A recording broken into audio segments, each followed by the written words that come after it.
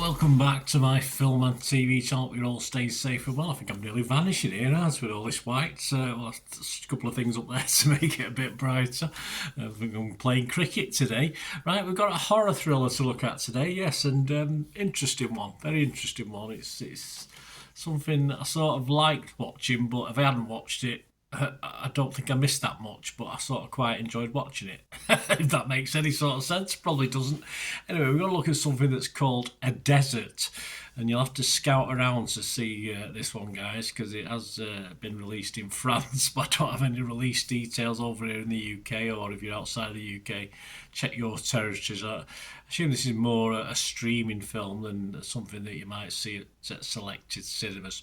So it's A Desert, yes. So classed as a horror thriller, very Lynch-like, this one. So of course we've lost a great man, but someone's taking up the mantle, I think, with this one. 103 minutes, which wasn't too bad actually. It was all right. I would probably say 90 minutes would be better, but it was okay. 18 certificate, R rating. Yeah, it's a bit brutal in parts, this one. And it was directed by his first feature, Joshua Erkman. So I think that's the name if you like your Lynch sort of style films. This is a guy you might like, and there's a lot of people liking this, looking at some of the reviews. And it's about a photographer who goes on a road trip and takes a dark turn when he befriends a reckless couple, plunging him into a nightmarish neo-noir spiral of unpredictable horror. There you go. So that's sort of basis of any Lynch film, this, isn't it? Stars David Yao, Kyle Lennox, Sarah Lynn, Zachary Ray Sherman, Ashley Smith, Robert Zabrecki, and some others as well. As I said before, this is a film that if I'd grown a little bit bored with this after about 20 or 30 minutes, and now I did not cheat, but I did look at some of the critique, and some of the critiques was stick with it, so I did. But if I'd stopped watching, it would have made a lot of difference to my overall effect. I mean, I stuck with it, and the reward was just about okay for me. I'll go deeper into that in a moment. For the time invested, though, as I said, if I'd stopped watching after 20 minutes and done something else, I wouldn't have really missed much, but might have missed something. It just seems a bit odd. The cast is crazy and good enough to pull you through it, and despite some really annoying plot holes, at least we get a sort of a reasonable story, a reasonable idea, a reasonable synopsis, and a sort of ending as well. Some people won't like the ending. It didn't bother me particularly. There's a lot of WTFs, is that, and who was he, who was she, what was all that about? There's a lot of unanswered questions that you have to join the dots yourself, unfortunately. And of course the Lynch similarities of this film are obvious. And to be honest, Lynch didn't always work for me, so I'm not surprised this didn't particularly convince me either. I'm not surprised I'm not wholeheartedly convinced by this Erkman guy who's put this together as his debut feature. But he does dare to Lynch-like the movie, and for fans of that style, it may have some appeal. As I said, it didn't unappeal to me. I'm just not going to rave over it.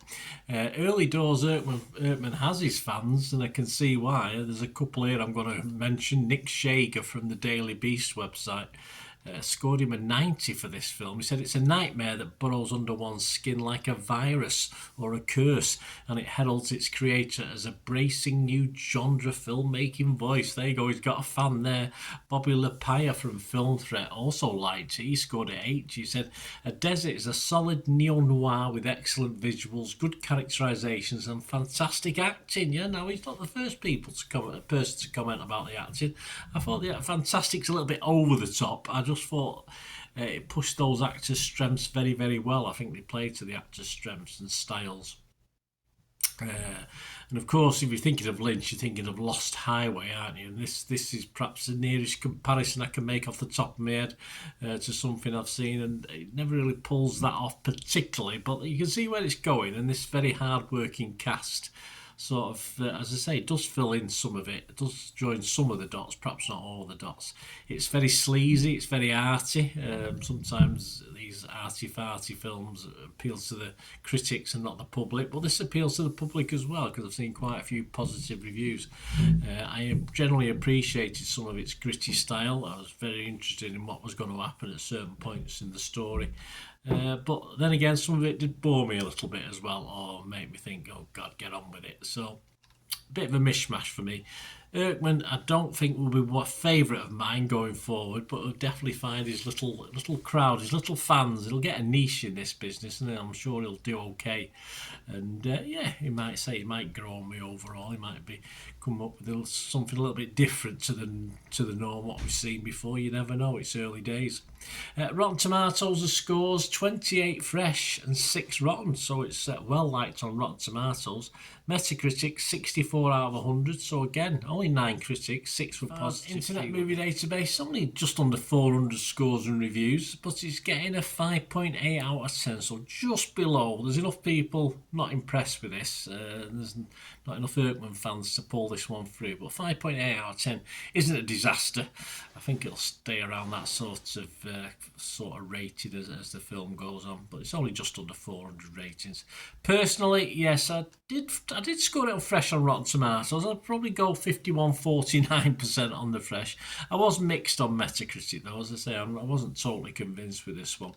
And I'm going for my minimum score on this. Yeah, I can't heartily recommend it, as I say, even to Lynch fans, because I'm not overly impressed myself or overly enamoured with Lynch films in general. I liked one or two, I like bits of others and stuff like this, and it's the same with this. I did like bits of it, but I couldn't heartily recommend it.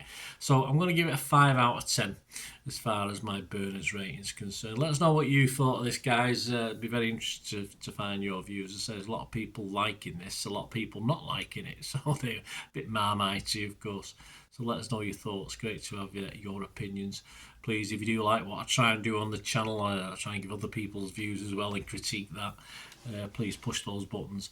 And if you can help support me going forward, help the channel out, that's always very, very welcome. All I ever ask is you keep watching and listening. To help me out, guys, if you watch the ads, if the ads on this YouTube ads, that helps in a very little way, but it all helps. All, watch the pennies and pounds look after themselves, they say, don't they? Or the pennies or the 10p's look after themselves. But if you watch the ads or follow the links on the ads as well, that's always a nice way to support the channel. If you sort of hang on for it, I've done that. I watched other people's and followed the ads, just something I fancied, which does happen from time to time. Of course, you can support me by pushing that subscribe button as mentioned earlier, and that of course pressing the button so you know when these vlogs are coming out. And of course I'm always interested in your opinions, and of course if you can give us a like, that'd be wonderful as well. So thanks for watching, guys. Hopefully I'll join you very, very soon with something else. Until we meet again, I'll never ask one thing, don't I? Please stay safe, everyone. Bye for now.